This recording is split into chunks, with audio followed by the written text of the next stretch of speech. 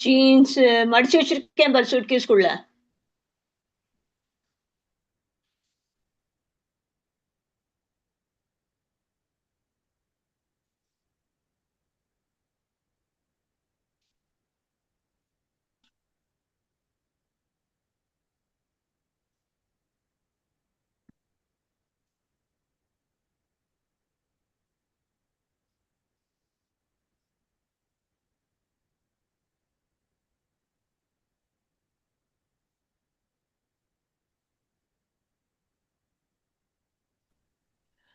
Hare Hare Krishna, Krishna Mataji, Pranam Mataji. Pranam to everyone. Hare Krishna. Hare Krishna Mataji, Namaskaram.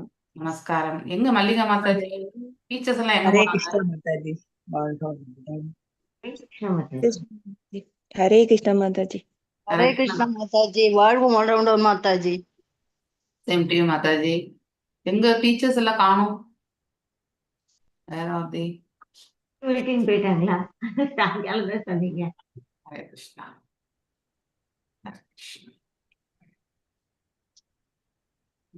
Om Namo Jaya Radha Madhava குஞ்ச Bihari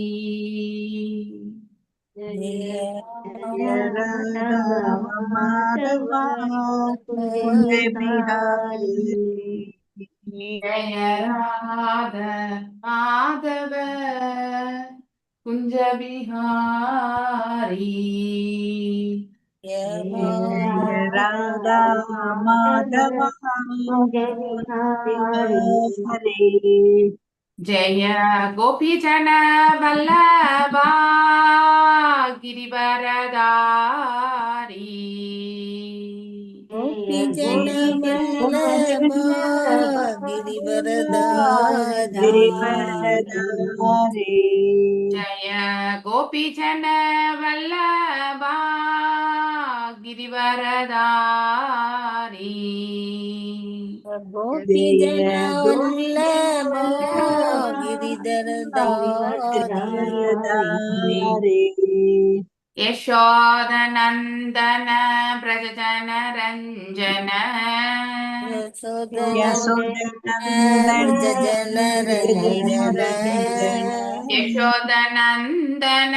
பிரஜன Ranjana Yasodhanandana Brajajana Ranjana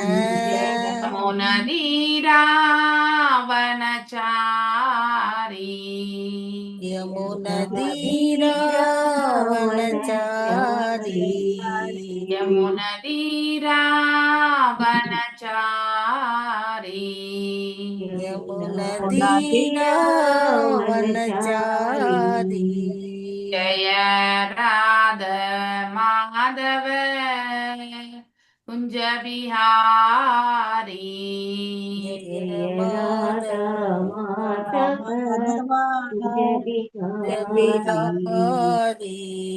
Hare Krishna Krishna Krishna Hare Hare Hare Rama Rama Rama Hare Hare Hare Krishna Krishna Krishna Hare Hare Hare Rama Rama Rama Hare Hare Hare Krishna Krishna Krishna Hare Hare Hare Rama Rama Rama Hare Hare Hare Krishna Krishna Krishna Hare Hare Hare Rama Rama Rama Hare Hare Hare Krishna. ஓம் நமோ பகவதே வாசுதேவாய.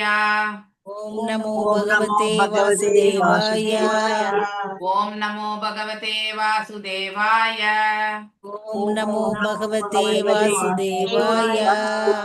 நாராயணம் நமஸ்கிருத்யாம் நாராயணம் நாராயணம் நமஸ்கிருத்ய நமஸ்கிருத்ய நரம் செய்வ நரோத்தமம் நரம் சைவ நரோத்தமம் நரோத்தமம் தேவீம் சரஸ்வதிம் வியாசம் தேவீம் சரஸ்வதி சரஸ்வதிம் வியாசம் வியாசம் ததோ ஜெயம் உதீரயேத்.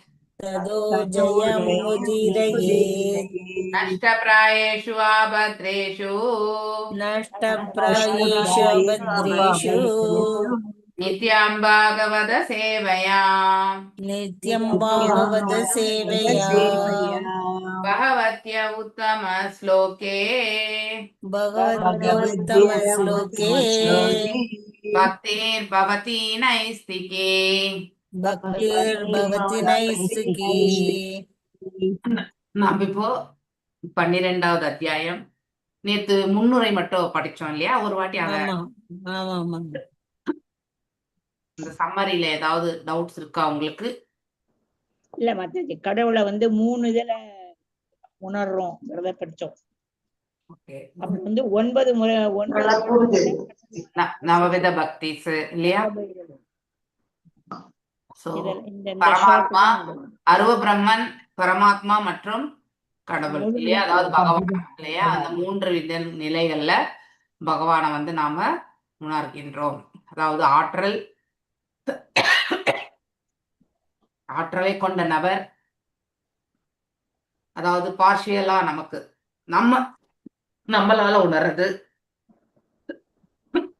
பகவான் இல்லையா? சோ இப்படி இந்த 3 நிலைகளை வந்து நாம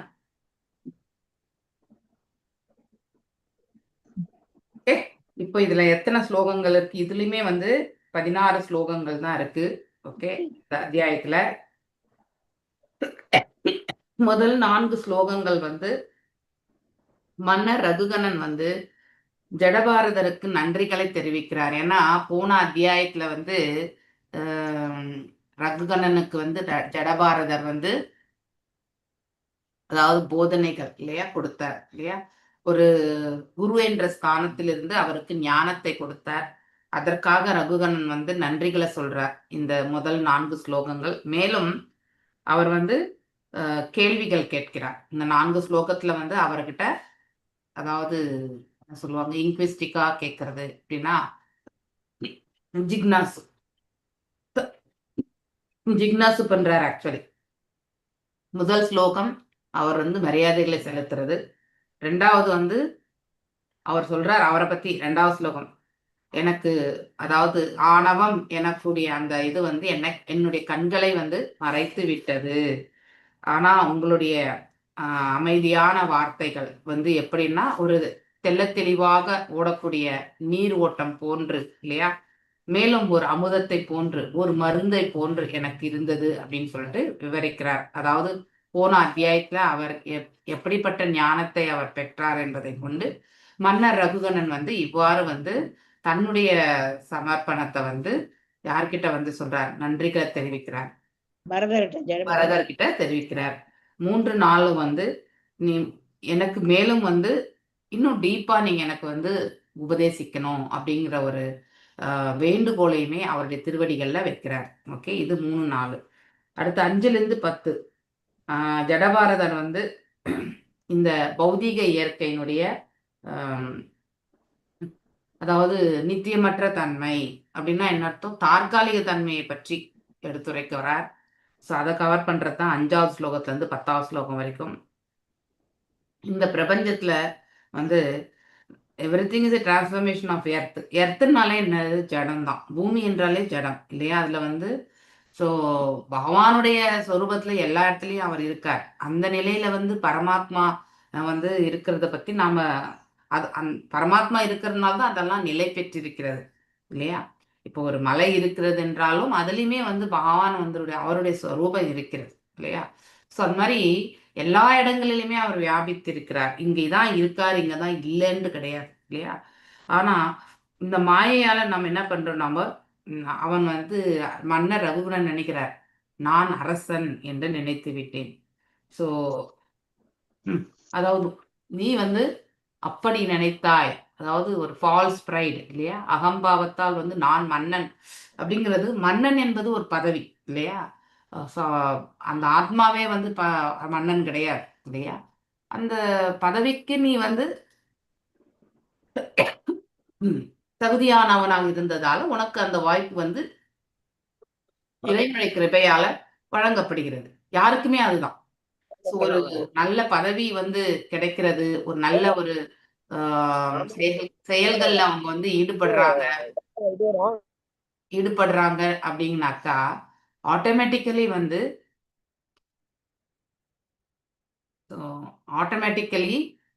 அந்தந்த தகுதிகளுக்கு நம்ம குவாலிஃபை ஆனாதான் அந்த பதவிக்கு போக முடியும். இப்போ பௌதிக உலகத்திலே எடுத்துக்கோங்க, டாக்டருக்கு படிச்சா மட்டும்தான் நான் வந்து அடுத்தவங்களுக்கு வந்து பேஷண்டா, அதாவது ஒரு பேஷண்ட்டை வந்து செக் பண்ணக்கூடிய அந்த வாய்ப்பு எனக்கு கிடைக்கும் இல்லையா, அந்த குவாலிஃபிகேஷன். அதுபோல நாம செய்த பாவ புண்ணியங்களுக்கு ஏற்றவாறு ஒரு விதமான ஒரு பிறப்பு வந்து நமக்கு கிடைக்கப்பெறுகிறது இல்லையா.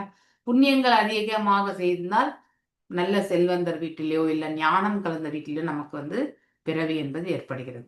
பாவங்கள் இருந்தால் ரொம்ப இழிவான ஒரு குடும்பத்துல பிறக்க வேண்டிய ஒரு கட்டாயம் இருக்குது. அதனால்தான் பிறப்புனாலேயே நம்ம வந்து ஏழ்மையா இருப்போன்றதுக்கான காரணம் என்னன்னா, நாம எத்தனையோ பேருடைய செல்வங்களை கூட நாம வந்து என்ன பண்ணிருப்போம், அதாவது ஏமாற்றி இருப்போம் முந்தைய ஜென்மத்துல.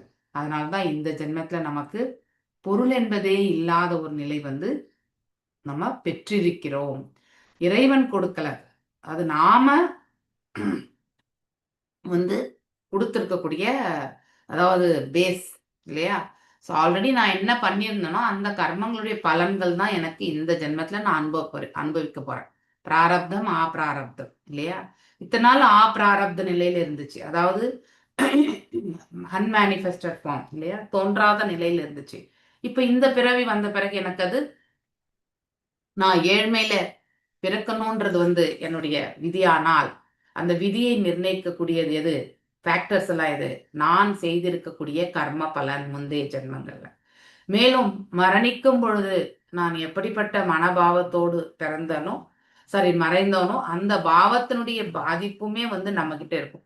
அந்த சூக்ஷ்ம உடல் வந்து மாறுபடுறதே கிடையாது, ஒரே சூக்ஷ்ம உடல் தான் முக்தி பெறுற வரைக்கும். ஓகே, இல்லைன்னா ஆத்மகா நிலைக்கு போகும்போது சூக்ஷ்மமே இல்லாம வெறும் வந்து ஸ்தூலம் மட்டுமே நிற்கும். இந்த மாதிரி நம்ம அந்த மாதிரி ஒரு நிலைக்கு, அதுதான் ஆத்மாவையே கொல்லக்கூடிய நிலை அப்படின்னு கூட கில்லர் ஆஃப் த சோல்னு நம்ம படிக்கிறோம் இல்லையா.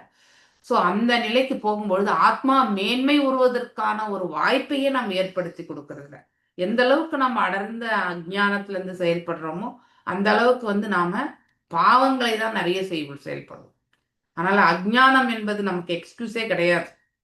தெரியாத ஒருத்தனுக்கு வந்து தண்டனை ஏன் கொடுக்கப்படுகிறது இல்லைங்களா, மேலும் அந்த தவற அவன் இழைக்காம இருக்கிறதுக்கு தான் தண்டனையே.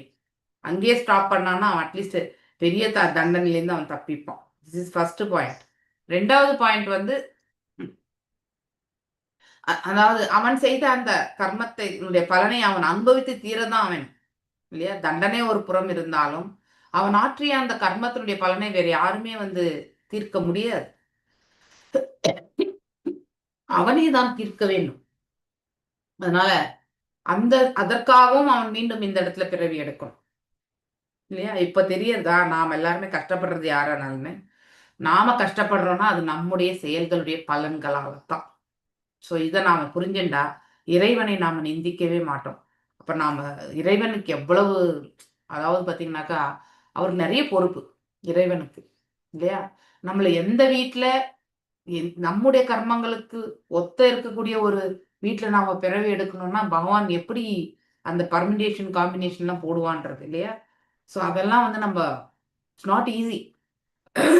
இப்ப 4 பேர் மார்க்ஸ் கார்டு கம்பேர் பண்ணி நம்ம இதுல வந்து யாரு ஒரு 100 பேர் எக்ஸாம் எழுதுறாங்கன்னா அந்த 100 பேருடைய மார்க்ஸ் கார்டை கம்பேர் பண்ணி அதுல யாரு டாப்பர்ன்னு போடுறதுக்கே நம்ம 1 நாள் 2 நாள் எடுத்துக்கும் இல்லையா.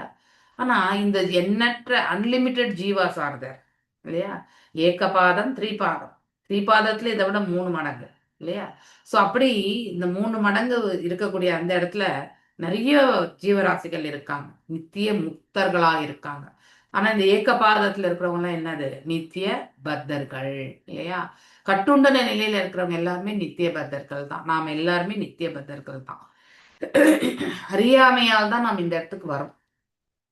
ஆனா இங்க வந்த பிறகு இந்த மாதிரி ஒரு வாய்ப்பு கிடைச்ச பிறகு நாம் என்ன பண்ணணும்? அதை உபயோகப்படுத்திக்கணும் இல்லையா?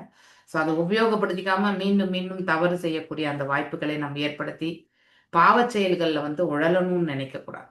ஓகே, ஸோ ஒன்று பாவம் செய்யாமல் இருக்கிறதுக்கான ஒரு படிப்பினை நம்ம கண்டிப்பா தண்டனை என்று வரும்போது படிப்பினை என்பதும் இருக்கும். ஸோ இனிமே வந்து நாம தவறு செய்யக்கூடாது என்ற மனசையுமே நம்ம எடுத்துட்டு வரணும். மேலும் தவறு செய்து விட்டால் அதை நாம் அடுத்தவங்க மேல போடுறத விட நாம செய்திருந்தா அது நம்முடையதுதான்றதை வந்து ஏத்துக்கக்கூடிய மனசு இருக்கணும் இல்லையா? ஒரு பக்தனுக்கு இந்த குவாலிட்டி உண்டு. ஸோ ஒரு ஒரு இடத்துல தவறு நிகழுதுன்னா அந்த பக்தன் வந்து முதல் தான் என்ன பண்ணா அப்படின்னு தான் யோசிப்பான். அடுத்தவன் என்ன பண்ணான்னு யோசிக்க மாட்டான். அதுதான் பக்தனுக்கும் பக்தனற்றவனுக்கும் இருக்கக்கூடிய வித்தியாசம். பக்தனற்றவன் என்ன பண்ணுவான்? யார் மேல இந்த பழியை போட்டு விட்டுறலாம் அப்படின்னு அவனுக்கு தெரியும், அவனுக்கு நல்லாவே.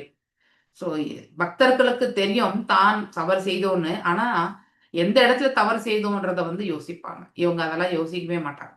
ஸோ பக்தரற்றவர்கள், ஸோ அதாவது பௌதிகவாதிகள். ஓகே, இப்படி உன்னுடைய ஆட்சியுமே அதர்மம் தான். ஏன்னா அந்த அளவுக்கு அகங்காரத்தோட இல்லையா? ஒரு அரசனாகப்பட்டவன் எப்படி ஆட்சி புரிய வேண்டும்? ஒரு பிராமணருடைய அறிவுறுத்தல் இல்லையா? சாது சாஸ்திரா அண்ட் பகவான், இந்த மூன்றுமே, அதாவது அவங்களுடைய வழிநடத்துதல்ல தான் வந்து அவர் வந்து ஆட்சி புரியணும். ஆனால் அப்படி ஆட்சி புரிந்திருந்தால் அவரிடத்துல வந்து அகங்காரம் எனக்கூடிய பண்பு வந்து இருந்திருக்காது. அங்கே நான் அரசன், என் என் சொல் பேச்சு தான் நீ கேட்கணும் அப்படிங்கிற அந்த அந்த மமதையுமே அவர் வந்து வெளிப்படுத்தி இருக்க மாட்டார் இல்லையா? ஆனால் இப்போ ஜடபாரதர் சொல்றார், நீ அதர்மமான ஒரு ஆட்சியை புரிகின்றார். எங்கே அகங்காரம் இருக்கிறதோ அங்கே அதர்மம் கண்டிப்பாக இருக்கும். ஓகே, மேலும் 8லிருந்து 9 இந்த பூமி தான் அனைத்து உடல்களுக்குமே மூல காரணம் இல்லையா? ஸோ அது எல்லாமே வந்து இந்த இந்த உடல் வந்து எதனால் ஆனதுன்னா அணுக்களால் ஆனது. அண்டு அதுவுமே வந்து தற்காலிகமானது. இந்த உடல் தற்காலிகமானது. ஒன்லி இந்த ஜீவன் தான் நித்தியமானவர் இல்லையா? நம்ம பஞ்சமகாபூதங்கள்லயே வந்து பூமியினுடைய இதுல இருந்து தான் நம்ம பிறப்பிழக்கிறோம் இல்லையா? இந்த மண் புழு எல்லாம் கூட பார்த்தீங்கன்னாக்கா பூமியில தான் பிறக்கிறது இல்லையா? ஸோ இந்த பௌதீக இயற்கை தான் அனைத்தையுமே இந்த பிரபஞ்சத்துல வந்து படைக்கிறது. அதாவது பகவானிடமிருந்து பிரிந்து வந்த 8 ஜடசக்திகள் மூலியமா தான் இந்த பிரபஞ்சத்துல, அதாவது படைத்தல் எனக்கூடியது ஏற்படுகிறது. மேலும் 11லிருந்து 13 பகவானுடைய பண்புகள், அவருடைய ஸ்தலம் மற்றும் பக்தி எல்லாமே உண்மைதான் அப்படிங்கறது வந்து விளக்கக்கூடிய ஸ்லோகங்கள். ஸோ ஒருவர் வந்து பகவானுடைய நிலையை வந்து புரிஞ்சுக்கணும்னா ஒரு தூய பக்தருடைய திருவடிகள் அவன் தஞ்சம் அடையும் பொழுது அதை வந்து உணர்றதுக்கான பிராப்தத்தை பெறுவான். இங்கே மன்னர் ரகுகுணன் வந்து ஒரு பியோர் டிவோட்டியா இருக்கக்கூடிய ஜடபாரதருடைய திருவடிகளை வந்து பணிந்தார். அதனால தான் யார் என்பதை உணர்ந்தார், தன்னுடைய தவறுகளை உணர்ந்தார் இல்லையா? அதை பகவானை பற்றியான உணர்றதுக்கான வாய்ப்பையும் அவர் வந்து தெரிகிறார். மேலும் மனதை வந்து போன அத்தியாயம் முழுவதுமே மனசை பற்றி தான் கொடுத்தார் இல்லையா? மனசு கரெக்டா இருந்தா மிச்சம் எல்லாமே கரெக்டா இருக்கும் இல்லையா? Control of mind. ஆனா அதற்கு நாம வந்து டிவோட்டி அசோசியேஷன்ல இருக்கணும். அப்பதான் நம்மளால அதை வந்து ஸ்திரப்படுத்தி கொள்ள முடியும், இல்லைன்னா கஷ்டம்.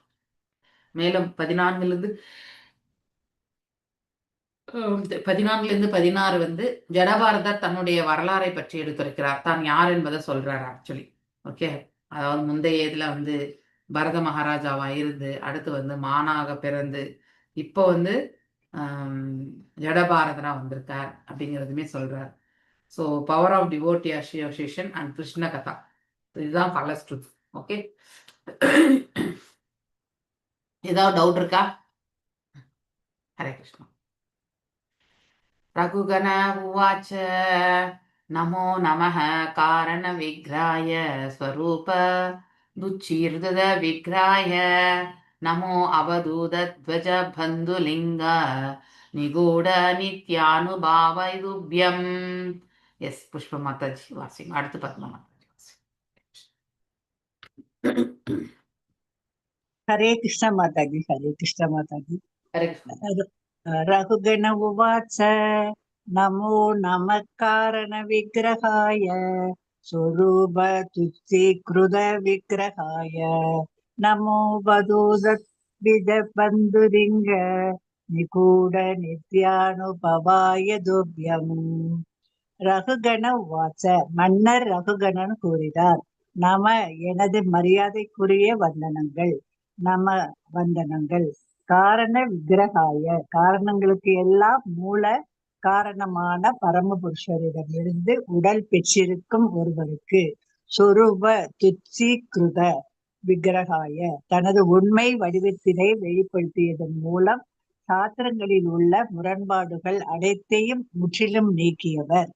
நம மரியாதைக்குரிய வந்தனங்கள். அவதூத, ஓ யோக சக்திகளின் தலைவரே, த்விஜ பந்துலிங்க, அந்தன குலத்தில் பிறந்தும் அந்தன தர்மங்களை நிறைவேற்றாத ஒருவரின் குணங்களினால் நிகூட மறைத்து நித்திய அனுபவாய, நித்திய தன்னுணர்வு பெற்ற அவருக்கு துப்பியம் உமக்கு. மொழிபெயர்ப்பு பொருளுரை பை ஸ்ரீல பிரபுபாதாவுக்கு நமஸ்காரம். மன்னர் ரகுகணன் கூறினார், ஓ நேர்மை மிக்கவரே, முழுமுதற் கடவுளிடமிருந்து நீர் வேறானவர் அல்ல. உமது உண்மையான ஆத்மாவின் செல்வாக்கினால் சாஸ்திரங்களில் உள்ள அனைத்து முரண்பாடுகளும் நீக்கப்பட்டன. ஒரு அந்தணரின் நண்பன் என்னும் ஆடையினுள் நீர் உமது உன்னத ஆனந்த நிலையினை மறைத்து கொண்டிருக்கின்றீர். எனது மரியாதைக்குரிய வந்தனங்களை உமக்கு செலுத்துகிறேன். பொருளுரை. பிரம்ம சம்ஹிதையில் இருந்து முழுமுதற் கடவுளே காரணங்களுக்கு எல்லாம் மூல காரணமாக இருக்கின்றார் என்று நாம் அறிந்து கொள்கின்றோம். சர்வ காரண காரணம். ரிஷபதேவர் காரணங்களுக்கெல்லாம் மூல காரணரான முழுமுதற் கடவுளின் நேரடி அவதாரம் ஆவார்.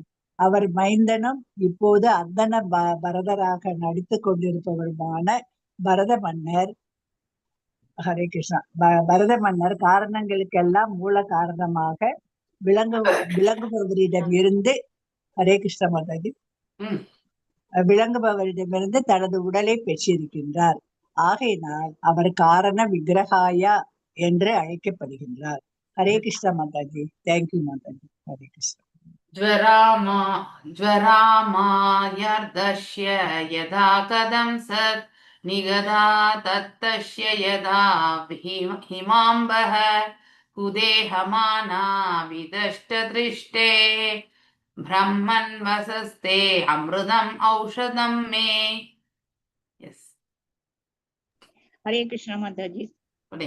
ஜீவா ராமாயார்த்தஸ்ய யதா கதம் சத் நிதாகதக்தஸ்ய யதா ஹிமாம்பக குதேகமானா விதஷ்டதிஷ்டேஹே பிரம்மன் வசஸ்தே அமிர்தம் ஔஷதம் மே. ஜுரத்தின் ஆமையா பிணியினால் அர்த்தஸ்ய துன்புற்ற மனிதனின் எதா போன்று அகதம் மருந்து சத் சரியான நிதாகதக்தஸ்ய சூரியனின் வெம்மையினால் உஷ்ணமடைந்த ஒருவனின் எதா போன்று ஹிம அம்ப நன்கு குளிர்ந்த நீரினால் குதேக ஜடம் மற்றும் மலஜலம் போன்ற அழுக்குகளினால் நிரம்பப்பட்ட இந்த உடல் மான கர்வத்தின் அகி பாம்பினால் விதஷ்ட கடிக்கப்பட்டு பெற்று திருஷ்டே ஒருவனது பார்வை பிரம்மன் ஓ அந்தணர்களில் சிறந்தோரே வச வார்த்தைகள் தே உமது அமிர்தம் அமிர்தம் ஔஷதம் மருந்து மே எனக்கு. All glories to Srila Prabhupada. மொழிபெயர்ப்பு. ஓ அந்தணரில் சிறந்தோனே, எனது உடல் அழுக்குகளினால் நிரப்பப்பட்டிருக்கிறது.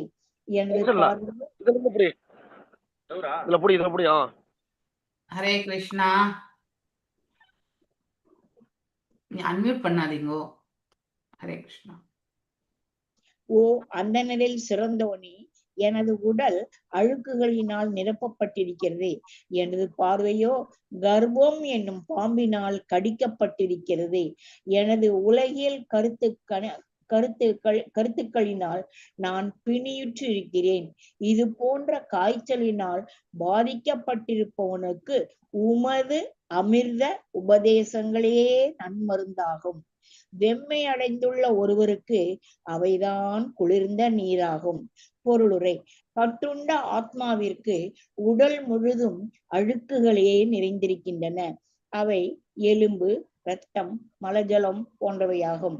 இருந்தும் இந்த உலகத்தில் உள்ள புத்திமான்கள் தாம் இரத்தம், எலும்பு, மலஜலம் போன்றவற்றினால் ஆனவர்கள் என்று கருதுகின்றனர். ஆயின் மிக எளிதில் கிடைக்கும் இவற்றினால் உடல் யாக்கப்பெற்றது என்று மற்ற புத்திமான்களும் ஏன் சிந்திக்க கூடாது? இவ்வுலகம் முழுவதும் உடல் பற்றிய சிந்தனையின் கீழேயே இயங்குகின்றது. அதனால் அது ஒரு புத்திமான் வசிப்பதற்கு பொருத்தமற்ற நரக சூழ்நிலையினை உருவாக்குகின்றது. ரகுகணனுக்கு பரதர் அளித்த உபதேசங்கள் மதிப்பு மிக்கனவையாகும். அவை பாம்பினால் கடிக்கப்பட்ட ஒருவனை காப்பாற்றக்கூடிய மூலிகைகள் ஆகும். கடுமையான காய்ச்சலால் பாதிக்கப்பட்டிருக்கும் ஒருவனுக்கு வேத உபதேசங்கள் அமிர்தமும் குளிர்ந்த நீரும் போன்றவையாகும். ஹரே கிருஷ்ண மாதாஜி. ஹரே கிருஷ்ண மாதாஜி.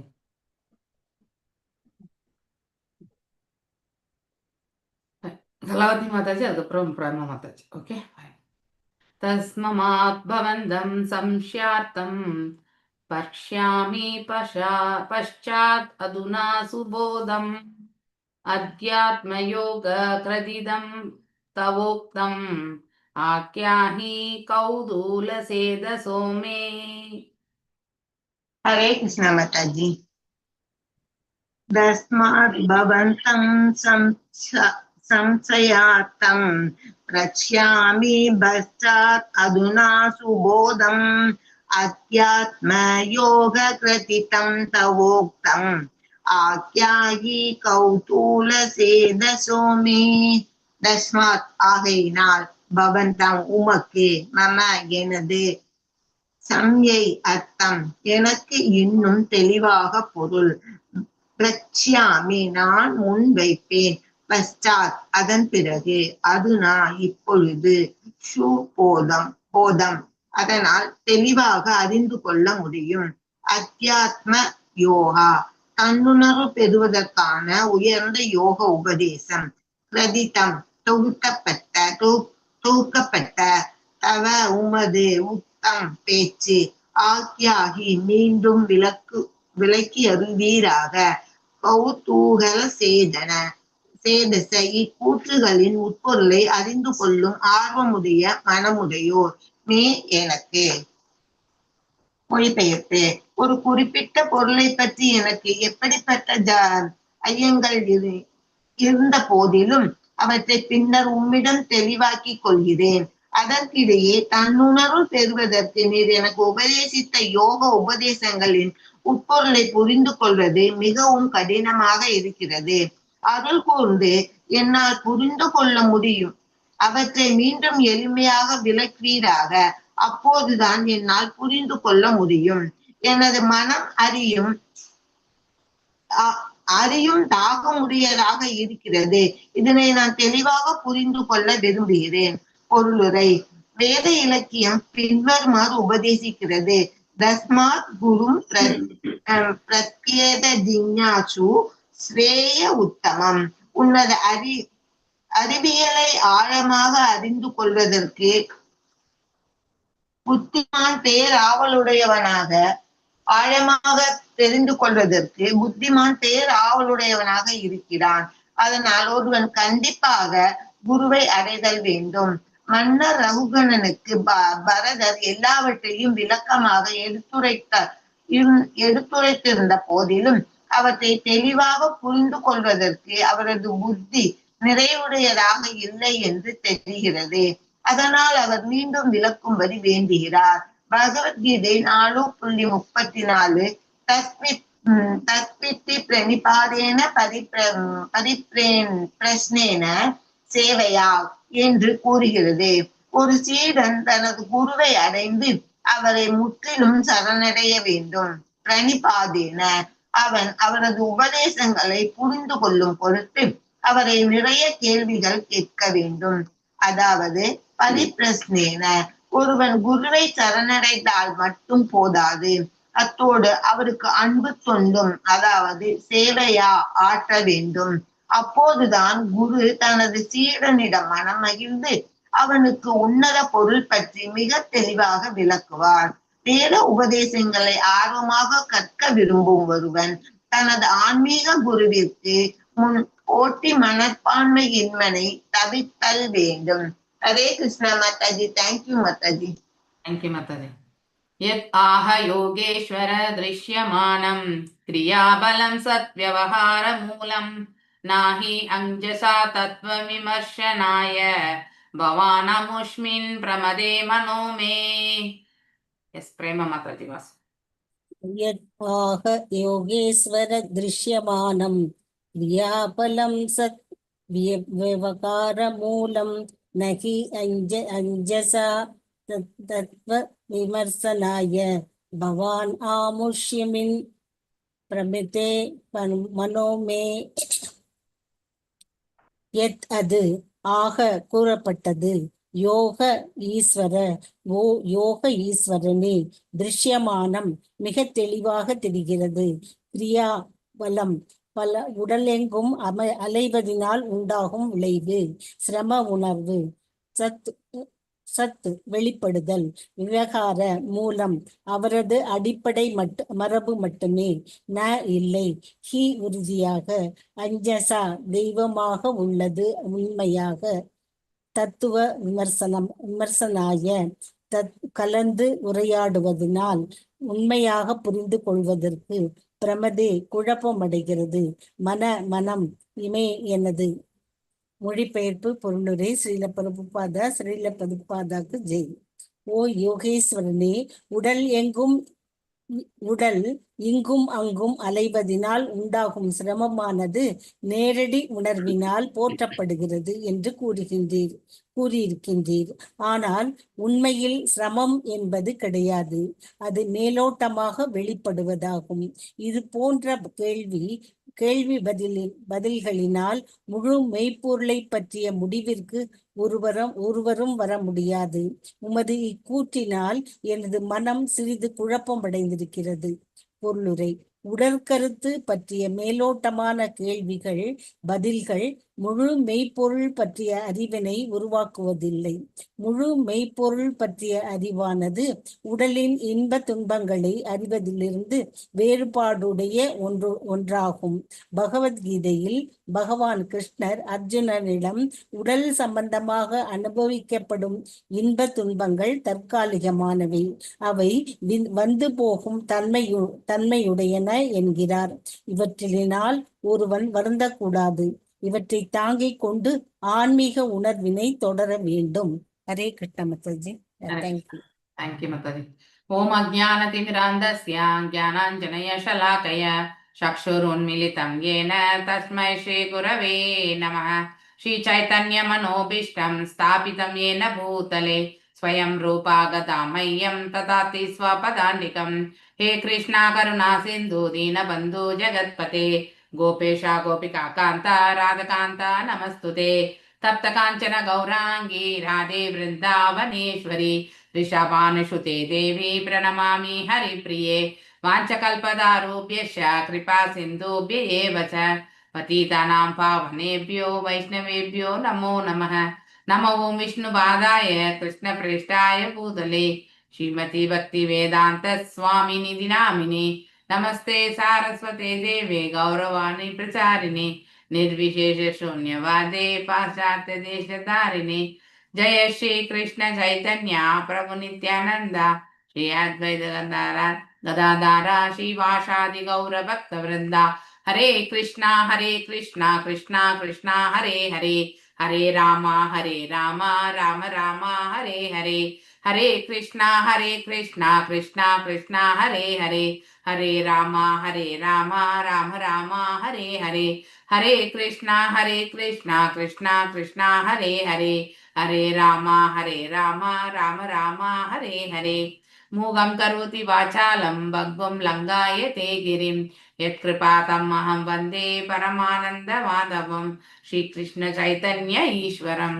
ஓகே, நாம் இன்னைக்கு 12வது அத்தியாயத்தை படிக்கிறோம். இந்த காண்டமே வந்து ஃபாஸ்டா போயினே இருக்கு இல்லையா? சின்ன சின்ன சாப்டர்ஸ் மாதிரி தான் இருக்கு. இதுலயுமே 16 ஸ்லோகங்கள் கொண்ட அத்தியாயம் இது. இப்ப ரகுகணன் போன அத்தியாயம் வரைக்குமே நம்ம என்ன படிச்சோம்? முதல்ல ரகுகணன் வந்து அந்த அதாவது அந்த வீரர்களுடைய தலைவனா இருக்கிறவர் வந்து ஒரு பக்கம் பல்லக்கை வந்து எடுத்து செல்வதற்கான அதாவது நபர் இல்லாமல் போனதால அங்கே நல்ல திடகாத்திரமான உடலோடு இருந்த ஜடபாரதரை என்ன பண்றாங்க, அழைச்சிட்டு வந்து இதை தூக்க சொல்றாங்க. அவர் தான் எதுவுமே பேச மாட்டார் இல்லையா? ஸோ வெளி உலக தோற்றத்துல வந்து அவர் ஊமை, செவிடன், இந்த மாதிரியான கண் பார்வையற்றவன், இப்படிப்பட்ட குவாலிட்டிஸோட தான் அவர் வந்து அடையாளம் கண்டு கொண்டிருந்தார்கள். அதாவது இதெல்லாமே வெளிப்புற தோற்ற அடையாளங்கள். உண்மையில் அவர் ஆத்ம நிலையில் கொண்டிருந்தவர் என்பதை வந்து எல்லாருக்குமே தெரியாது. ஸோ இருந்தும் கூட ஜடபாரதர் வந்து எதையுமே ரிஜெக்ட் பண்றது இல்லை இல்லையா? That's how. ஸோ அதாவது ஹியூமிலியேஷன் சொல்லுவோம் இல்லையா? ஸோ அந்த இது வந்து அதை வந்து வெளிப்படத்தில் அவர் சென்றார். அங்கே சென்ற பிறகு ரகுகண மன்னர் வந்து அவரை வந்து பஞ்ச புகழ்ச்சி அணி இல்லையா, அந்த மாதிரி ஒரு நிலையில இருந்து அவர் வந்து பேசுறாங்க இல்லையா? அதையெல்லாம் வந்து கேட்டுட்டே இருந்த ஜடபாரதர், எஸ் நீங்கள் சொல்வது உண்மைதான் அப்படிங்கிறதுமே சொல்வார் இல்லையா? ஸோ அதாவது நீங்க நினைச்சது உண்மைதான் அப்படிங்கிறதுமே வந்து ரொம்ப அழகா சொல்லுவார், ஏத்துப்பார், அதற்கான விளக்கங்களையுமே கொடுப்பார்.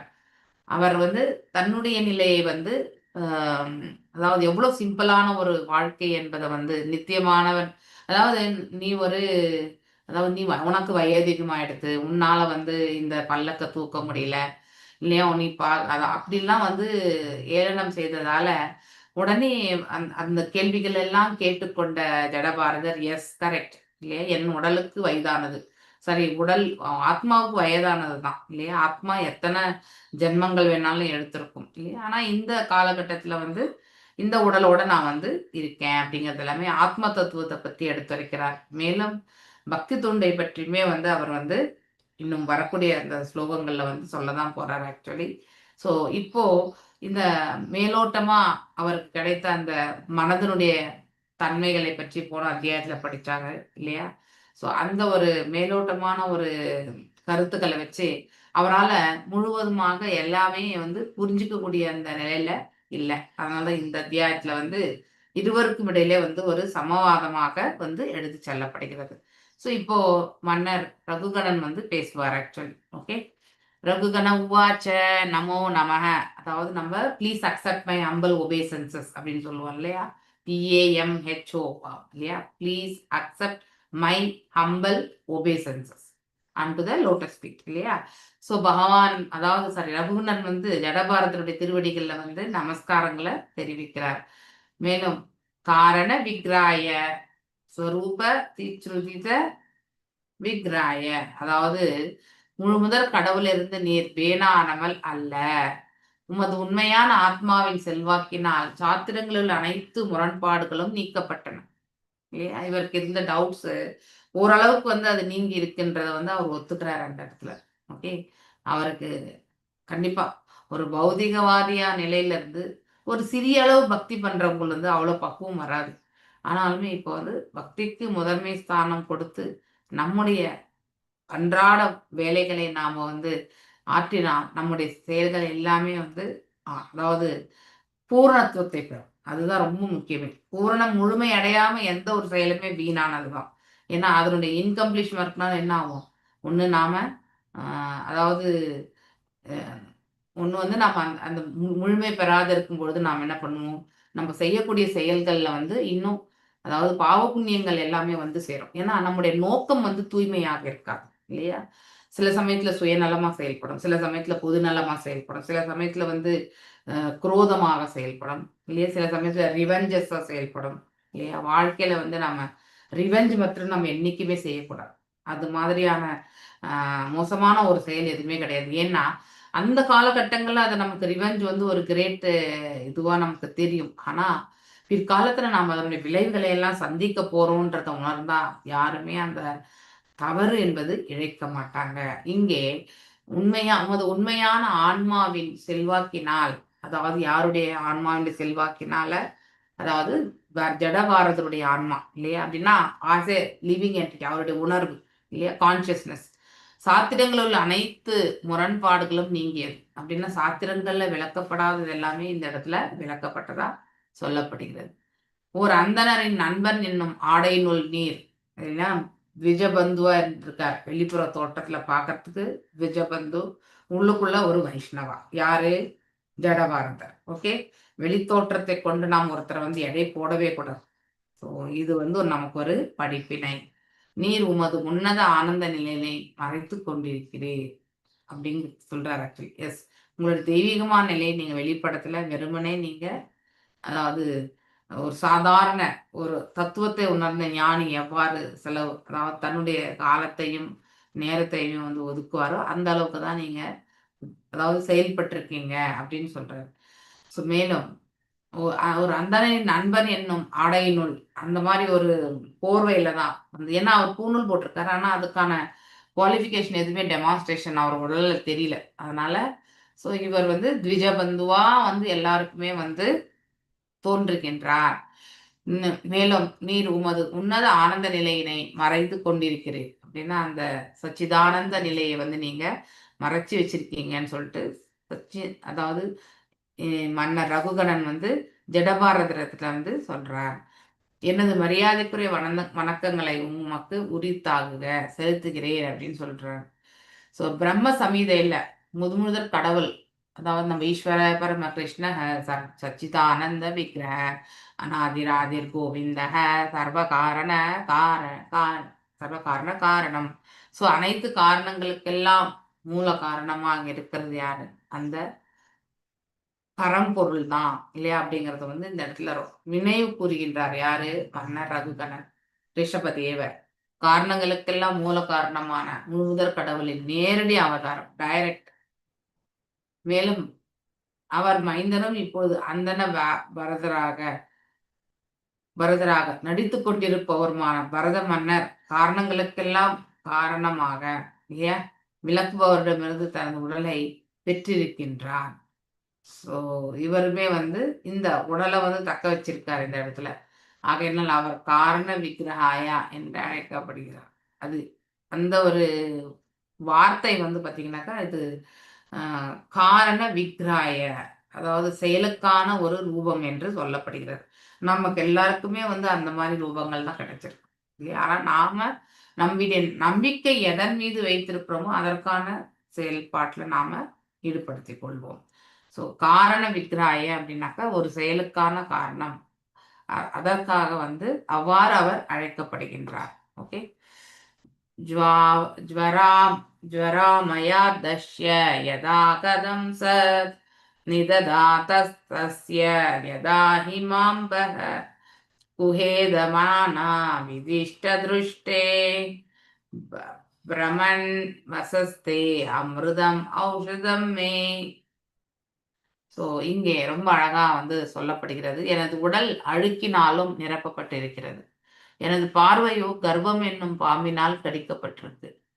எனது உடல், அதாவது இது வந்து ஜடபாரதர் சொல்றார், அவருடைய உடல் அழுக்குகளினால் நிரப்பட்டிருக்கு. என்னென்ன அழுக்குகள்? காமம், குரோதம், லோகம், மதம், அக்ஷரம். ஸோ இல்லையா, ஸோ இந்த மாதிரி 6 பண்புகளை வந்து அவருடைய அதாவது அவருடைய உடல்ல வந்து உடல்ல வந்து பாத்தீங்கன்னாக்கா இருக்கிறதா வந்து யார் சொல்றாரு?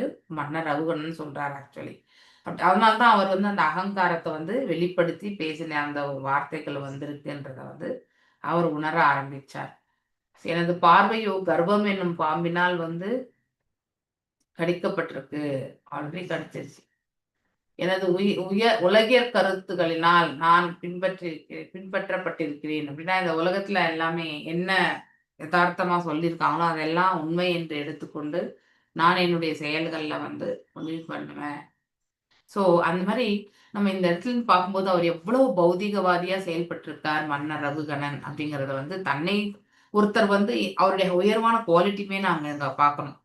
தன்னுடைய நிலையை வந்து தாழ்ந்ததாயினும் அதை அடுத்தவர்கள் முன்னாடி எடுத்துரைச்சு இல்லையா தன்னை தாழ்த்து கொள்ள வேண்டிய அந்த பாவம் வந்து எல்லாருக்குமே வந்து அமைய பெறாது. ஒரு பக்தருக்கு மட்டும்தான் அந்த பாவமே கிடைக்கும். ஓகே, இங்கே ஜடபாரதருமே வந்து யாருடைய டிசைபிள் ஆக்சுவலி? மன்னர், அதாவது ரகுகணன், மன்னர் ரகுகணன் வந்து ஜடபாரதருடைய சிஷ்யன் ஆக்சுவலி, இல்லையா? ஸோ அவரிடத்திலிருந்து தான் இப்போ வந்து ஞானத்தை வந்து பெறுகிறார். மாத்தி சொல்லிட்டான். ஓகே, ஸோ இது போன்ற காய்ச்சலினால் பாதிக்கப்பட்டவனுக்கு உமது அமிர்த உபதேசங்கள் நன்கு மருந்தாகும். அப்படின்னா இங்கே அவர் ஜுவரம் என்று எதை வந்து கருதுறாருன்னா, இந்த பௌதீகத்தின் மீது தனக்கு இருந்த ஈடுபாடை தான் வந்து அது எப்படி தொத்திக்கும்ன்றதே தெரியாது, இல்லையா? அதனால்தான் எந்த ஒரு உள்ளுக்குள்ள ஒரு உறுப்பு வியாதின்னா உடனே ஜுரம் வரும் கண்டிப்பா. ஓகே, அதனுடைய இண்டிகேஷன் ஏதோ ஒரு உறுப்பு வந்து பாதிக்கப்பட்டிருக்கு அப்படிங்கிறத வந்து உள்ளுக்குள்ள அந்த அதாவது ஜுரத்தினுடைய நிலையிலேருந்து நம்ம பார்க்கும் பொழுது இது வந்து பௌதிக கலங்கங்கள் என்று நாம சொல்றோம், இல்லையா? அந்த ஜுரம் என்பது பௌதிக கலங்கங்கள். ஸோ ஆனா இப்போ ஜடபாரதருடைய வார்த்தைகளால் அவர் என்ன ஆனார் ஆக்சுவலி? ஸோ அவர் வந்து ஒரு தூய பக்தர் ஆகிறதுக்கான வாய்ப்பு வந்து கிடைச்சது. ஸோ கட்டுண்ட ஆத்மாவிற்கு இது போன்ற காய்ச்சலினால் பாதிக்கப்பட்டிருப்பவனுக்கு உமது அமிர்த உபதேசங்களின் நன்கு மருந்தாகும், இல்லையா?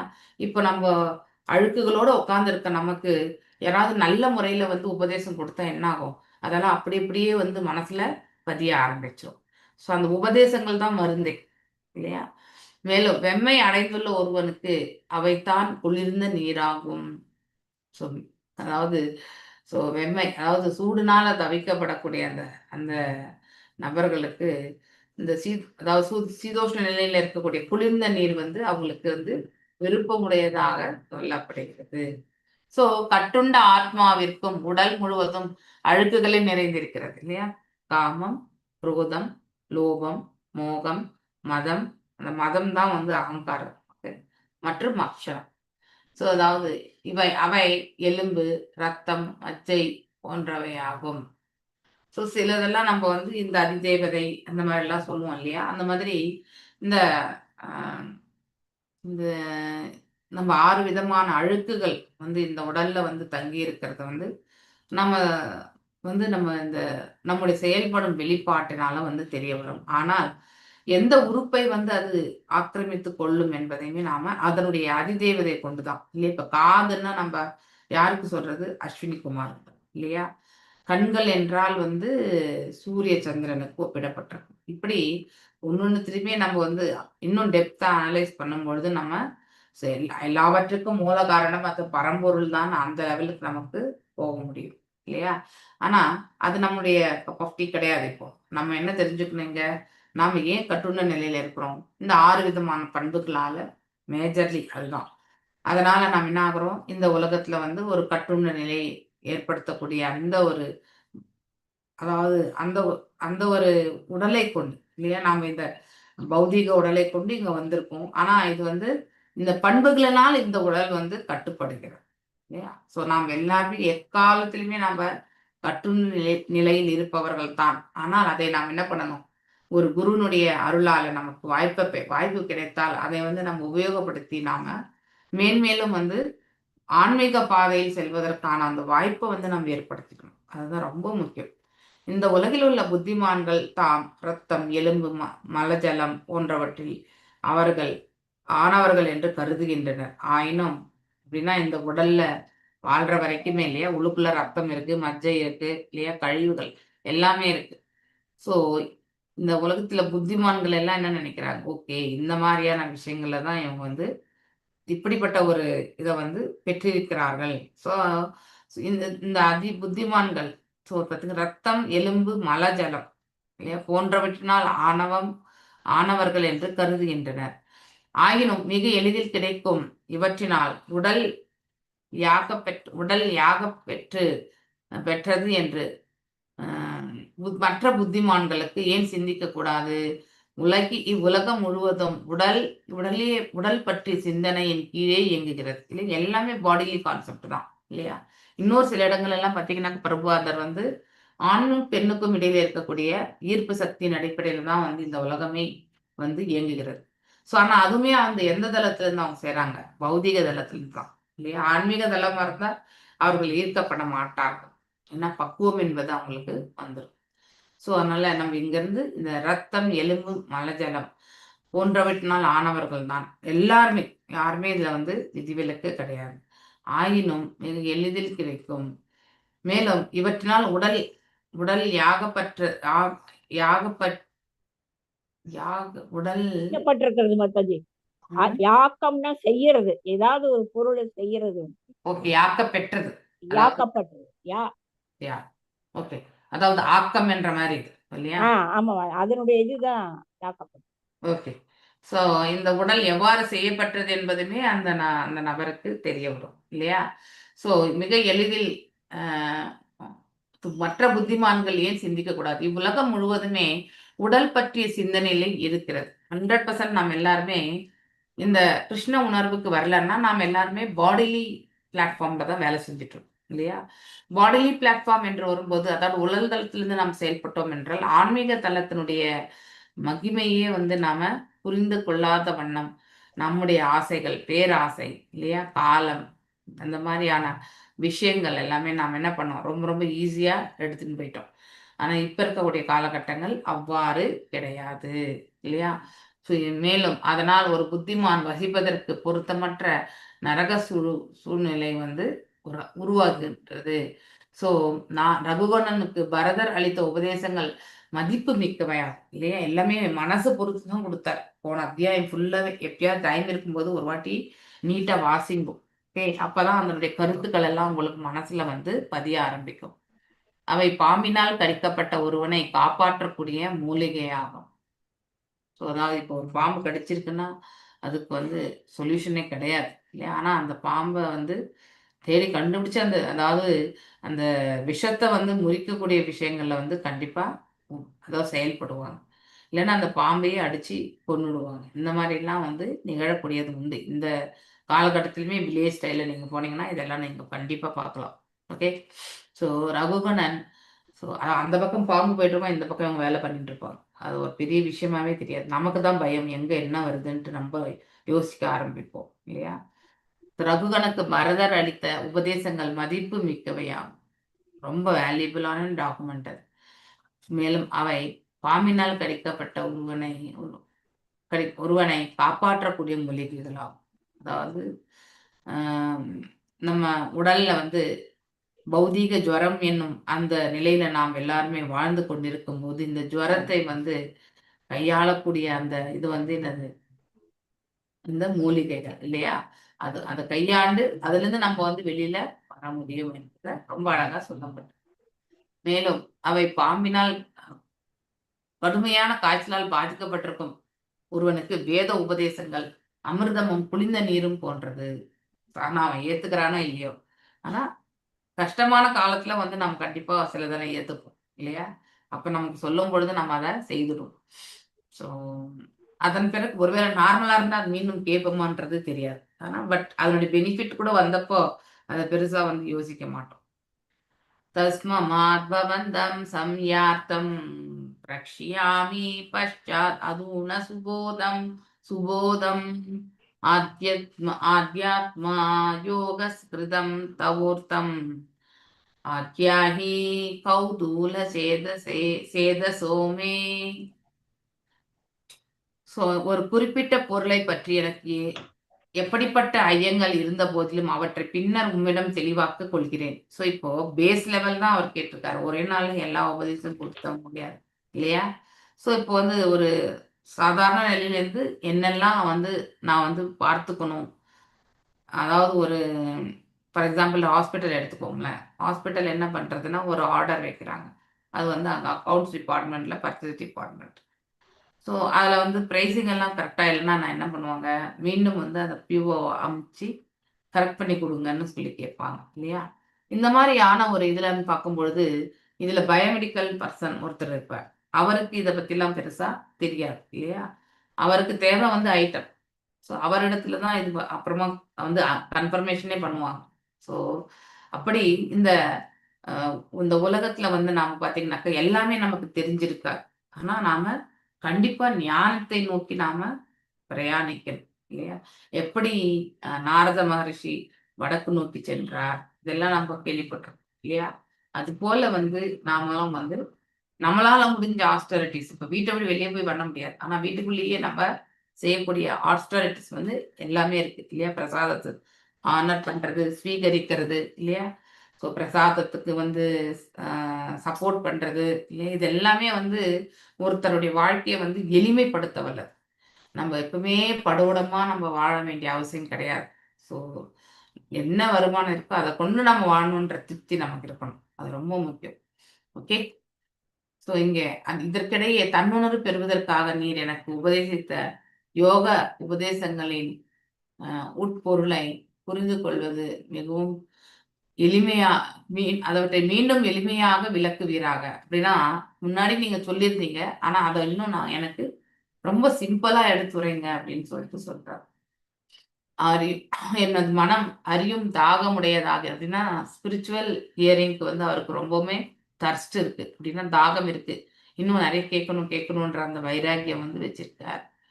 ஸோ இதனை நான் தெளிவாக புரிந்து கொள்ள விரும்புகிறேன் என்று சொல்லியிருக்கார். ஸோ இது வரைக்கும் நீங்க எனக்கு உபதேசம் சொன்னீங்க. ஆனா அதெல்லாமே வந்து ஒரு சொல்லுவாங்க மென்டல் அந்த சமயத்துல அவர் என்ன உணர்ந்தாரோ அதை வந்து எடுத்துரைச்சார். ஆனா ஃபுல் கவரேஜா ஒரு ஒரு இதை வந்து எடுத்துட்டு கோர்வையை எதுவுமே எடுத்துட்டு போகல அப்படிங்கிறத வந்து தெரிஞ்சுக்கணும். மேலும் பாகவதமே வந்து பாத்தீங்கன்னாக்கா not in the chronological order. அப்படின்னா இது முடிஞ்சா இந்த கதை, இது முடிஞ்சா இந்த கதைன்னு அப்படிங்கிற மாதிரிலாம் எங்கேயுமே கிடையாது. ஸோ இப்போ துருவ மகாராஜ் காலகட்டத்தை காட்டிலும் பிரகலாத் மகாராஜ் வந்து இன்னும் எல்டர்லியா இருக்கலாம் இல்லையா? ஸோ அதாவது அவர் வந்தது வந்து செக் பண்ணணும் அது நம்ம.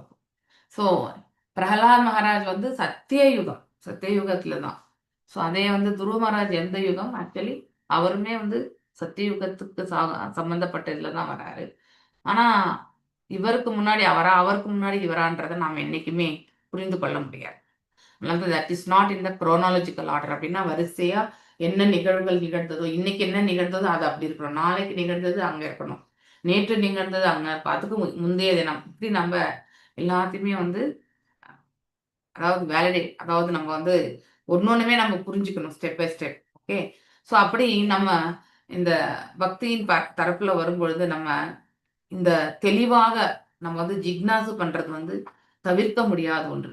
நம்ம தத்வித்தி பிரணிபாத்தேனா பரிபிரஷ்னேன சேவையா இல்லையா? அந்த மாதிரி தான் இதுவுமே. ஜிக்னாசு என்பது கேள்வி உடையவர். ரகுகணனுக்கு நிறைய சந்தேகங்கள் இல்லையா? ஸோ ஆனால் அதெல்லாமே அவர் வந்து கேட்டுக்கணும். ஸோ அதுக்கு தான் இந்த ரிக்வஸ்டே இந்த இடத்துல வைக்கிறார். ஸோ இதனை தெளிவாக புரிஞ்சுக்கணும்னு நினைக்கிறார். ஆல்ரெடி நீங்க சொல்லியிருக்கீங்க, ஆனா இன்னும் கொஞ்சம் எனக்கு டீட்டெயிலா அதை பத்தி கேட்டுக்கணும் அப்படிங்கறத வந்து சொல்றாரு. ஆக்சுவலி வேத இலக்கியம் பின்வருமாறு சொல்றது, இது வேதங்களுடைய ரெஃபரன்ஸ். தஸ்மாத் குரும் பிரபத்யே ஜிக்னாசு ஸ்ரேய உத்தமம். ஸ்ரேய என்றால் நன்மை இல்லையா? குட் அப்படின்னு சொல்லலாம். ஓகே. உத்தமம் என்றால் உத்தமமானது. என்ன மாதிரி செயல்களுக்கு இருந்தும் தஸ்மாத் தேராப்டர் இல்லையா? குரும் பிரபத்தியே குருவிடம் இடத்துல இருந்து நாம வந்து பிரபத்தி என்றால் அதாவது அவரை சரணாகதி அடைந்து ஜிக்னாசு இல்லையா? ஜிக்னாசு பண்ணாங்கனாக்கா ஆட்டோமேட்டிக்கலி நமக்கு அந்த ஞானத்தை வந்து கொடுப்பாங்க. மேலும் உன்னத அறிவியலை ஆழமாக அறிந்து கொள்வதற்கு புத்திமான் இந்த உன்னத அறிவியல் மெய்ஞானம் எது? அந்த தெய்வீகமான நிலை.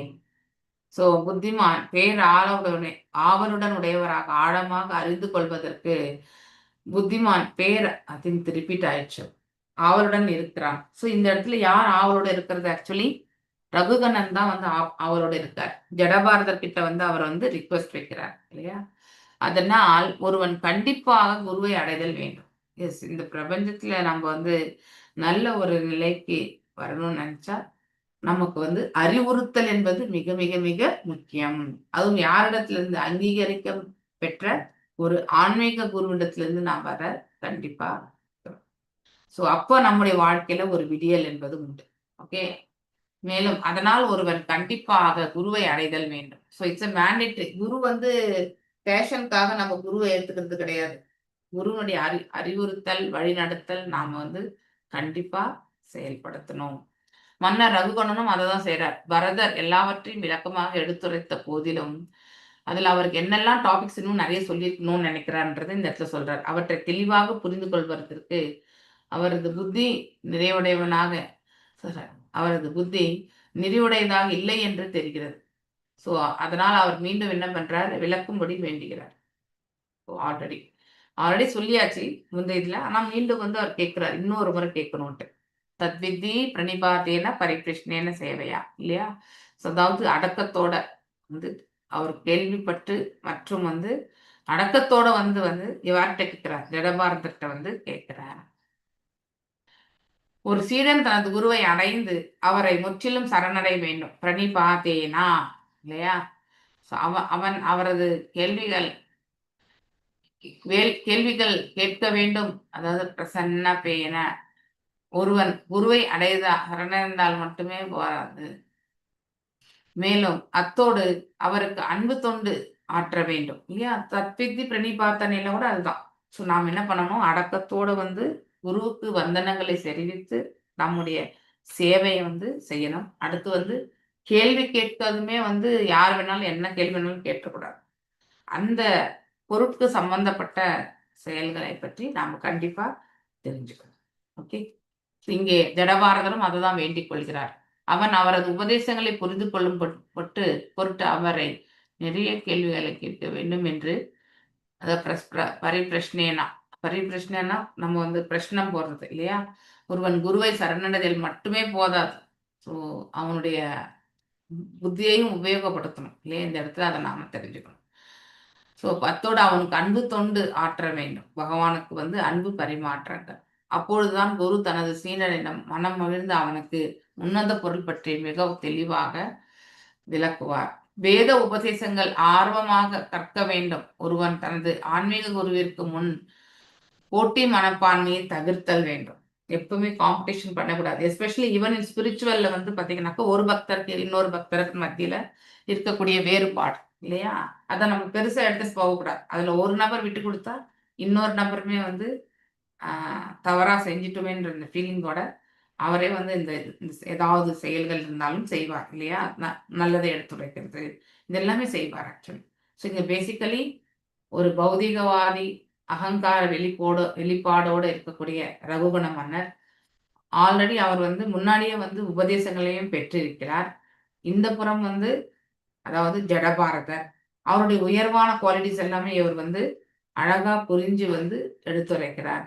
இப்போ மீண்டும் வந்து அதாவது குருவான்ற ஸ்தானத்துல இருக்கக்கூடிய ஜடபாரதர் வந்து பேச போறார், இல்லையா? அதுதான் நம்ம இங்க பார்க்க போறோம்.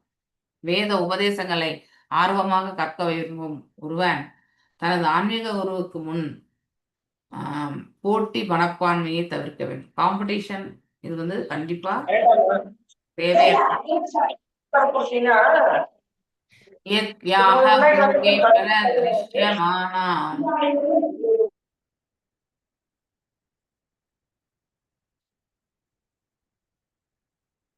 மகாராஷ்டிர மாதாஜி யாரன்னா அன்மியூட் பண்ணா நீங்க மியூட் பண்ணிடுங்க. ஓகே மாதாஜி. क्रियाफलं सद्व्यवहार मूलं नहि अज्ञसा तत्व विमर्शनाय भवान अमुष्मिन् प्रमदे मनो मे. இப்போ உடல் அங்கும் இங்கும் அலைவதினால் உண்டாகும் சிரமமானது நேரடியாக உணர்வினால் போற்றப்படுகிறது என்று கூறியிருக்கிறது. ஆனால் உண்மையில் சிரமம் என்பது கிடையாது, அது மேலோட்டமாக வெளிப்படுத்தப்படுவதே ஆகும். அதாவது இங்க சொல்லப்பட்டிருக்கே யோகேஸ்வரனே உடல் அங்கும் இங்கும் அலைவதால், இல்லையா? நம்ம வந்து இங்க அங்க போயிட்டே இருக்கோம், இல்லையா? நம்முடைய எண்ண ஓட்டங்களும் அதற்கு ஏற்றுமாறு வேறுபட்ட நிலையில தான் அமையும், இல்லையா? அலைவதினால் உண்டாகும் சிரமமானது நேரடி உணர்வினால் போற்றப்படுகிறது, டைரக்ட் தர்ஷன், இல்லையா? நம்ம இங்க அங்க ஓடி போய் சிலது செய்யறோம், சிலது எல்லாமே டைரக்டாவும் நமக்கு வந்து கிடைக்கிறது. ஸோ அந்த சிரமமானது நேரடி உணர்வினால் போற்றப்படுகிறது என்று கூறியிருக்கின்றேன். ஆனால் உண்மையில் சிரமம் என்பது கிடையாது, அது மேலோட்டமாக வெளிப்படுத்துவதே ஆகும். அப்படின்னா சிரமம் என்ற ஒரு வார்த்தையே இல்லை போல இருக்கு. ஸோ அதுதான் இந்த இடத்துல சொல்லப்பட்டிருக்கு. அப்படின்னா அந்த மனப்பான்மை நாம் எப்படி அதை எடுத்துட்டு போறோன்றதை பொறுத்து தான் அது சிரமமா இல்லையான்றது. இப்போ ஒரு காரியத்தை நான் வந்து கொடுக்குறேன்னா அந்த காரியத்தை வந்து நல்ல எக்ஸ்பீரியன்ஸ் ஆனவங்களுக்கு ஒன்று கொடுத்து, அதாவது நியூ ஜார்னியை ஒருத்தர் கொடுத்தோம்னா ஃபார் எக்ஸாம்பிள், இல்லையா?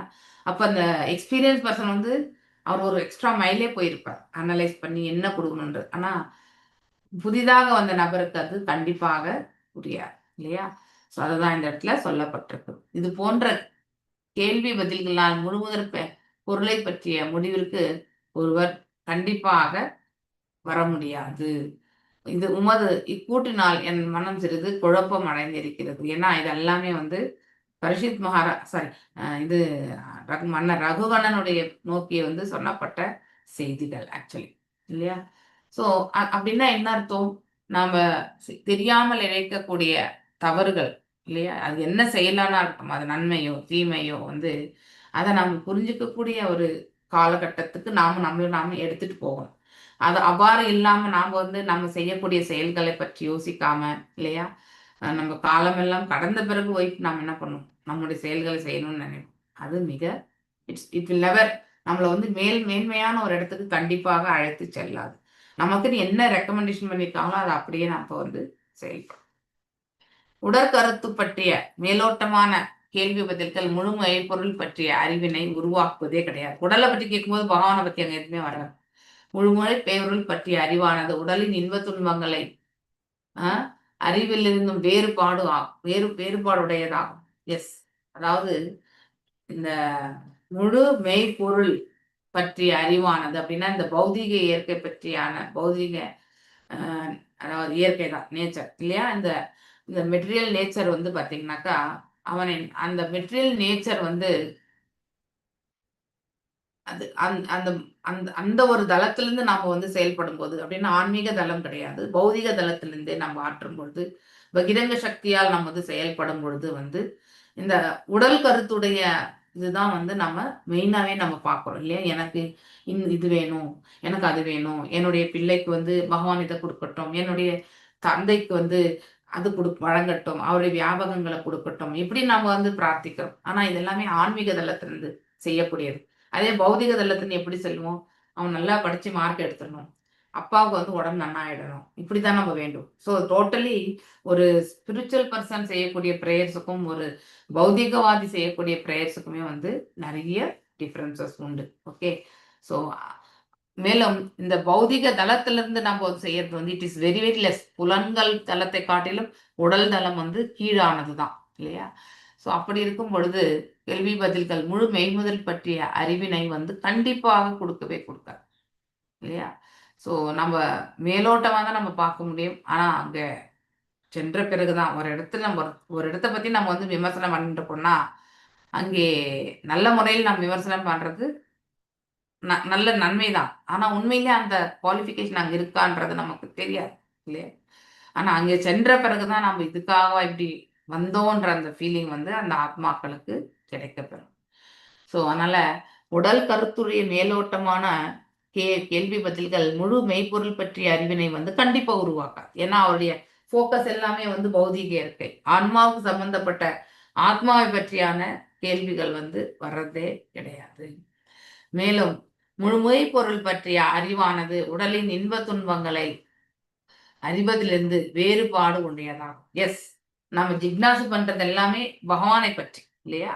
ஸோ அதனால ஜிக்னாசுனாலே நீங்க அந்த நிலைக்கு தான் அதை பற்றி தான் யோசிக்கணும். அப்படின்னா வெறுமனே நம்ம வந்து ஆன்மீக தளத்தை பற்றியான கேள்விகள், நாம யாரு, இதை பற்றிலாம் தெரிஞ்சுக்கிறதுக்கான முக்கியமான இந்த விஷயங்கள் தெரிஞ்சுக்கிறதுக்கு நாம செயல்படணும்.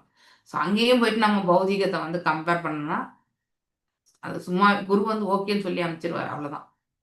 மீண்டும் வந்து நம்ம போகக்கூடிய அந்த வாய்ப்பு கூட நமக்கு கிடைக்காது. ஸோ நாம் எதை தெரிஞ்சுக்கணுமோ அதை கண்டிப்பா தெரிஞ்சுக்கணும் இல்லையா? எது வந்து நம்ம ஆல்ரெடி தெரிஞ்சு வச்சிருக்கோமோ அது எவ்வளவு அஜ்ஞானம் என்றதையும் தெரிஞ்சுக்கணும் நம்ம இல்லையா? ரெண்டுமே நம்ம கண்டிப்பா தெரிஞ்சுக்கணும். பகவத்கீதையில பகவான் கிருஷ்ணர் அர்ஜுனனிடம் உடல் சம்பந்தமாக அனுபவிக்கப்படும் இன்ப துன்பங்கள் தற்காலிகமானவை இல்லையா? செகண்ட் சாப்டர்ல சொல்றார், நீ வந்து ஒரு கர்ம யோகியா, ஒரு ஞான யோகியா அப்படின்னு நீ செயல்படு. ஆனா அதுலயுமே வந்து பக்தியில வந்து நிறைவடையும். அப்பதான் வந்து நீ வந்து கர்மயோகியா செயல்படும் தான் சொல்ற. நீ வெறும் நிமித்த மாத்திரம் ஒரு வீரனாக போய் போர்ல போய் நின்னு இல்லையா? வெற்றி என்பது ஆல்ரெடி வந்து நான் நிர்ணயிச்சிட்டேன். ஸோ நீ வந்து இந்த அழிவுகளை பற்றி எல்லாம் நீ வந்து யோசிக்க வேண்டாம் அப்படின்னு சொல்றார். ஒரு கர்மயோகியா நான் சொன்னேன், என் கால் பணிந்து நீ செயல்படுன்னு சொல்றார். அப்படின்னா உனக்கு எந்த பாவ விளைவுகளுமே வராது. இது கர்மயோகி. ஸோ இதுவே உனக்கு முடியலையா, இதை பத்தியான தாத்பரியத்தை புரிஞ்சுக்கிட்டு செயல்படு. அதுவுமே உனக்கு முடியலையா, புத்தி யோகத்தை கொண்டு செயல்படு, அதாவது பக்தனாக செயல்படுன்னு சொல்றாரு பகவான் இல்லையா. இத்தனையுமே நம்ம இந்த செகண்ட் சாப்டர் பகவத்கீதையில படிக்கிறோம் இல்லையா. சோ இந்த உடல் சம்பந்தப்பட்ட அனுபவிக்கப்படும் இன்பங்கள் துன்பங்கள் எல்லாமே தற்காலிகம் தான் இல்லையா. இப்ப நாம ஒரு சிரமம் கஷ்டப்பட்டுட்டே இருக்கோம் இல்லையா. இப்ப உடம்பு முடியல அப்படின்ற ஒரு இது வந்து இன்றைக்கு உடம்பு முடியல, நாளைக்கு இப்படியே தான் இருக்கும்னு கிடையாது. நாளைக்கு நம்ம எழுந்து நின்று செயல்படுவோம் இல்லையா. நான் இன்னைக்கு நல்லா இருக்கேன்னா நாளைக்கு நான் கண்டிப்பா நல்லா தான் இருப்பேன்ற அந்த உத்தரவாதமும் கிடையாது. So this is the temporary status. எல்லாமே வந்து தற்காலிகமான நிலைகள் தான். எப்ப வேணாலுமே மாற்றத்துக்கு உட்பட்டது தான் இந்த உலகமே. ஸோ ஆனா இந்த உலகம் உண்டு, இதுவுமே உண்டுதான், இந்த பிரகிருதி உண்டு, இது வந்து மாயை கிடையாது. இதுதான் நமக்கும் மாயாவாதிகளுக்கும் இருக்கக்கூடிய வித்தியாசம். அவங்க இந்த பிரபஞ்சமே மித்யா அப்படின்வாங்க இல்லையா. அதாவது இது இது வந்து ஒரு மாயை அப்படின்னு சொல்லுவாங்க. ஆனா உண்மையிலேயே இது மாயை கிடையாது, நாம இங்க வாழ்ந்துட்டு தான் இருக்கோம். அவை வந்து போகும் தன்மை உடையது என்கிறார். இவற்றினால் ஒருவன் வருந்தக்கூடாது இல்லையா. ஐ திங்க் நேற்று கூட மாதாஜி ஐ திங்க் யாரு ஜெயமகாலட்சுமி மாதாஜி தானே சொன்னாங்க இந்த திதிக்ஷாக்கு ஸ்லோகம் அது.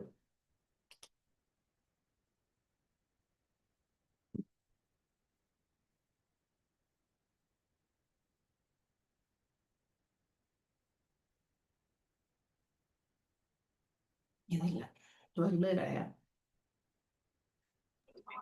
தமாம் பிரபத்தியண்டே அந்த ஸ்லோகம் மாதாஜி. இல்ல மாதாஜி, இது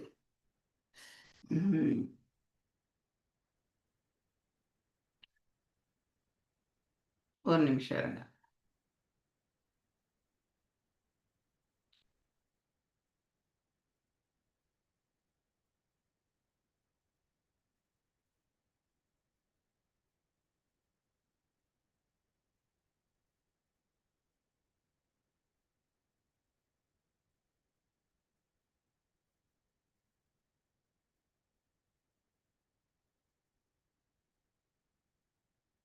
இந்த சாப்டரை நம்ம நிறைய வாட்டி படிக்கணும்.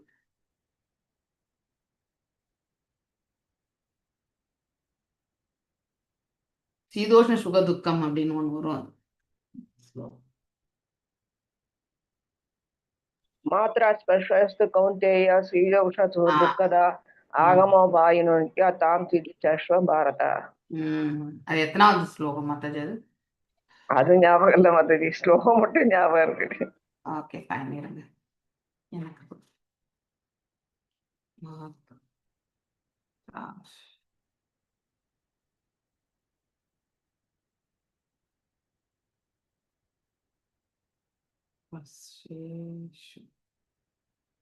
Two 2.14 Mataji. 2.14. ரெண்டாவது அத்தியாயம் 10 12 12 இல்ல.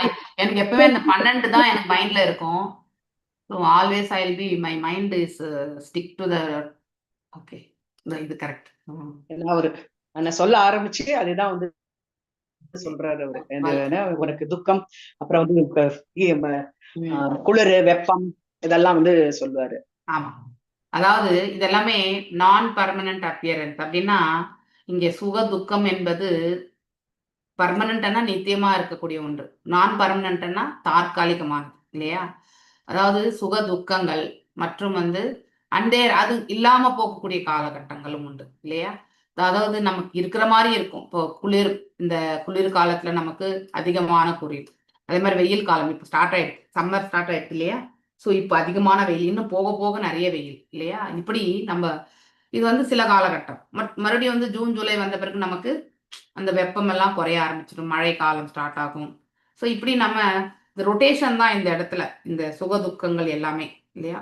இன்பம் துன்பம், லாபம் நஷ்டம் இல்லையா. அடுத்து வந்து குளிர் வெப்பம், இதெல்லாமே வந்து நம்ம வந்து உணர முடியும் இல்லையா. இதெல்லாமே நம்ம புலன்களுடைய இதனாலதான் நம்ம இதெல்லாம் புரிஞ்சுக்கிறோம். நம்ம இப்போ குளிரா இருக்குன்றது நமக்கு வந்து பாடி ஷிவரிங் வரும்போது தெரிஞ்சுக்கிறோம் இல்லையா. வெப்பமா இருக்கும்போது மேல இருந்து அப்படியே வேர்த்து கொட்டுது இல்லையா. ஸோ இப்பதான் குளிச்சுட்டு வந்தா இப்பயே கொட்டுது, மறுபடியும் குளிக்கணும் போல தோன்றது, நல்ல ஜில்லுன்னு தண்ணியில குளிக்கணும்னு தோணுது. ஆனா இதெல்லாமே நாம வந்து பொறுத்துக்கிறதுக்கு நாம வந்து கண்டிப்பா கத்துக்கணும். This is very important actually. Okay, இதேதான் மாதாஜி 12வது அத்தியாயத்துல 19வது ஸ்லோகத்துல வர துல்லிய நிந்தா ஸ்திதா மௌனர் இதுவும் அதேதான். அந்த ஓகே. குளிர் வெப்பம் இதேதான். ஆமா. அதனால இதெல்லாம் நம்ம தாங்கிக் கொண்டு ஆன்மீக உணர்வினை வந்து தொடரணும்.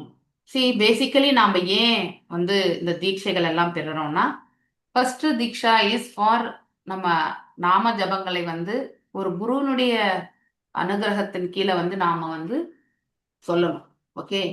ஏன்னா அப்ப நம்ம என்ன ஆகும்னாக்கா, நமக்கு அந்த மந்திர ஜபங்கள் வந்து நம்ம எப்பவுமே அதாவது ஆஹ் விடாம நம்ம பண்றதுக்கான ஒரு வாய்ப்பு கண்டிப்பா கிடைக்கும். ஓகே. குருனுடைய அனுகிரகத்துல தான் நம்ம செய்ய முடியும். ஸோ அதுக்கு அந்த சேஃப்டிக்காக தான் அந்த ஒரு இது என்ன சொல்லுவாங்க, ஷெல்டர் இல்லையா, அந்த நிழல்ல போய் நாம் என்ன ஆகிறோம், தஞ்சம் அடைகின்றோம். ஸோ அப்போ ஆட்டோமேட்டிக்கலி இந்த ஹரிநாமமே வந்து பக்குவம் வரும். ஆனா வெறுமனே இந்த பாகவத தர்மத்திலேயே நம்ம வந்து நம்முடைய ஹரிநாமத்தை பக்குவப்படுத்திட முடியுமான்னா முடியாது.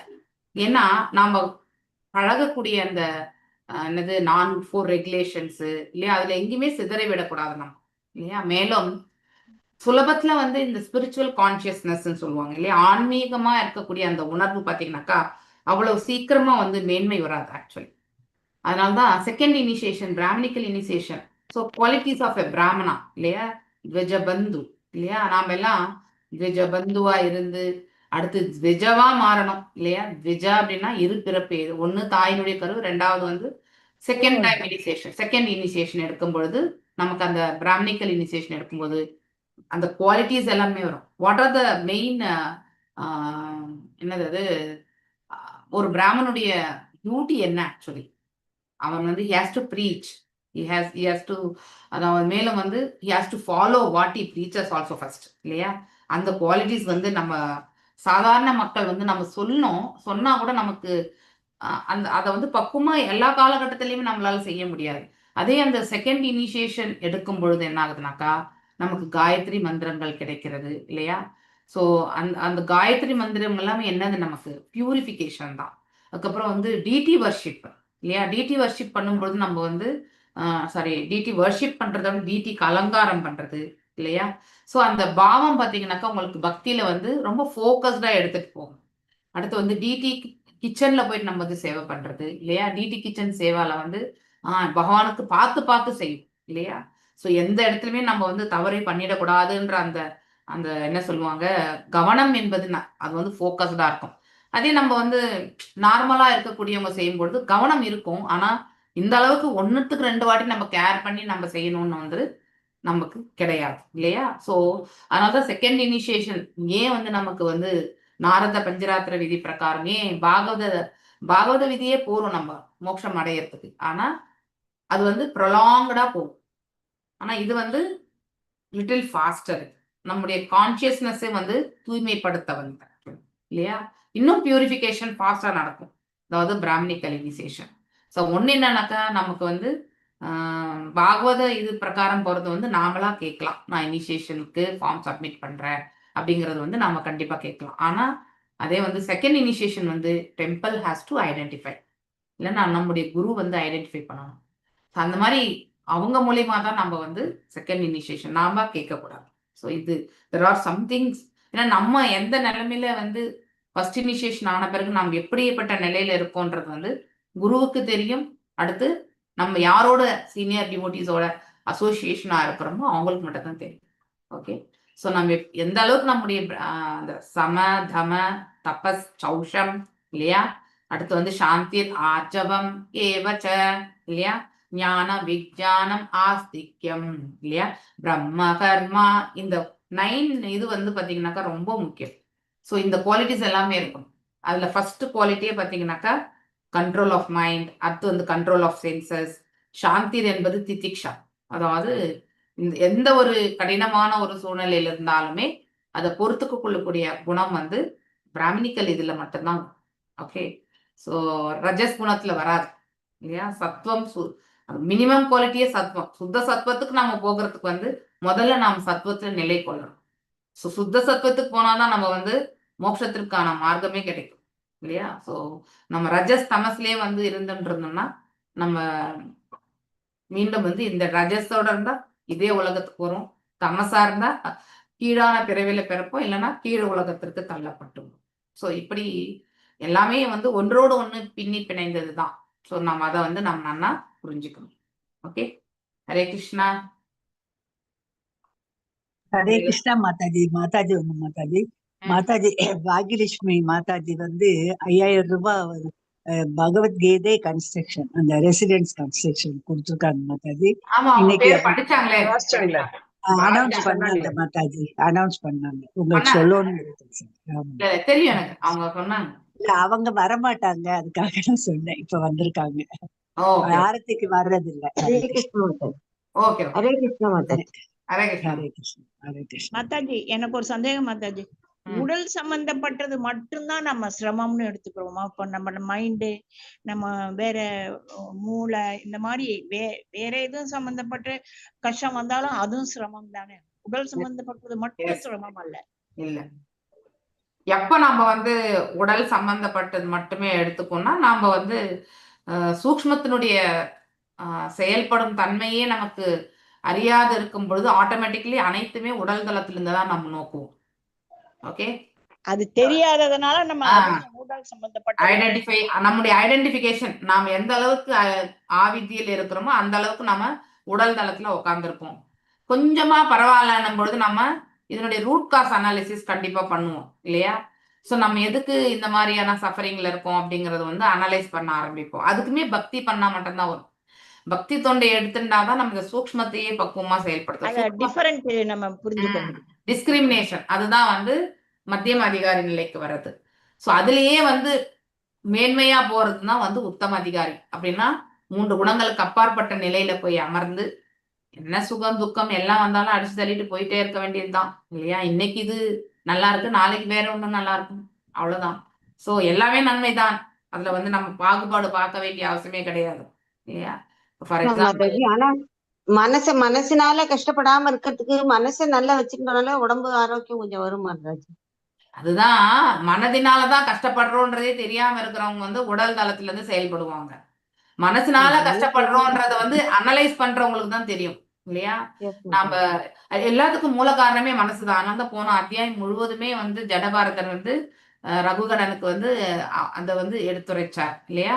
எல்லாத்துக்குமே மனதுதான் காரணம். மனசை நம்ம பக்குவப்படுத்தணும்னா ஆட்டோமேட்டிக்கலி வந்து மிச்சம் எல்லாமே வந்து பக்குவம் அடையும். சோ மனசு வந்து நம்ம கட்டுப்படுத்த முடியறது இல்லை இல்லையா? நீங்க பிசிக்கல் டாக்டர்